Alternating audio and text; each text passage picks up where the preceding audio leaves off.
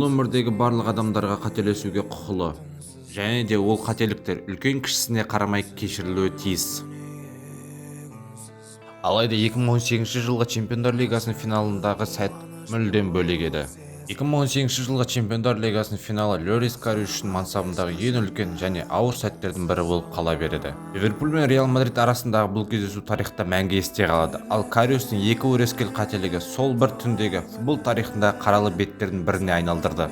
Карриус жасыл алаңдағы әрекеттерімен әлем назарын өзіне аударды, бірақ өкінішке орай ол назарлар жағымсыз эмоциялар және де хейттен тұрды. Сол бір матчтан кейін Карриустың өмірі оңай болмады. Ол көптеген қиындықтардан өтіп жанкүйерлердің сынына қалды. Қалай болса да бұл ауыр соққылар Карриустың өмірін күрт өзгертті. Бірақ ол тек бұл сәтсіздіктермен шектелмеді. Осы видеода біз оның психологиялық және сол бір матчтан кәсіби қиындықтардан қалай еңсергенін айтатын боламыз. Ал біз бастаймыз.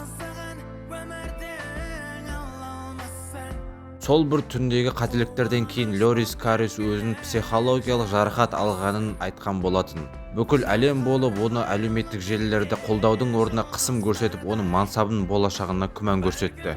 Бұл қысымды сезінген Юрген Клопп болса Льорис Карриусты басқа клубқа жалға беруді шешті.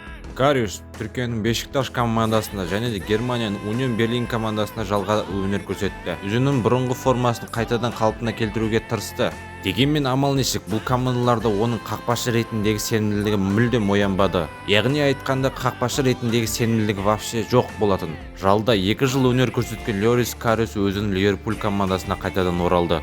Бұл жерде Алисон Беккерге бәсекелестік бола алмаған Карриус үшінші қақпашы рөлін атқарды. Сол бір кезеңдер Льорис Карриус үшін оңай болмады. Қиындықтың артынан қиындық шығып, өзінің жары София Томаламен де ажырасып кетеді. Бұл қиындықтарға шыдамаған неміс моделі София Льорис Карриуспен ажырасуға шешім қабылдайды. Бұл жайт Льорис Карриус үшін 2 есе ауыр жүк болатын. Льористі қолдаудың орнына керісінше онымен ажырасып кеткен Софияның танымалдылығы әлеуметтік желілерде күрт көбейеді. Әрине бұған неміс менталитеті бар Льорис Карриус сынушы ма еді? Әрине жоқ. Керісінше Льорис Карриус өз-өзін сынап, жаттығуларды тоқтатпай, өзін физикалық тұрғыда мықты қылдырып алады. Яғни айтқанда качок болып кетеді. Осылай жүрген кезде жылдар өтеді. Ал Льорис Карриустың Ливерпульмен арасындағы келісімшарты аяқталады. Және Карриус еркін агент ретінде Ньюкасл командасына келіп қосылады. Алайда бұл жақта да бәсекелестікке төтеп бере алмайды. Және де осы жақта да үшінші қақпашы рөлін атқарады. Карриус әлі күнге дейін Ньюкасл сапында ойнап келе жатыр. 2 жылда бір ғана матч өткізген Льорис Карриус сол бір финалдағы қателіктерден кейін өзін өзі әлі таба алмай жүр.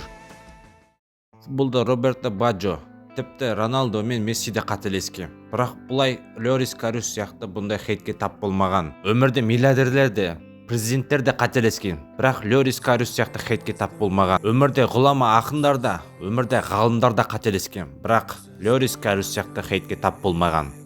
Жалпы бүгінгі видеоны қорытындылайтын болсақ, Льорис Карриустың өмірі мен мансабы бізге не үйретті? Оның батылдығын, төзімділігін және қиындықтарға қарамастан алдыға ұмтылу керектігін үйретеді. Бүгін сіздермен бірге болған Санчо Фут арнасы. Видео ұнаса лайк басып, подписка жасап отырамыз. Сау саламатты болыңыздар.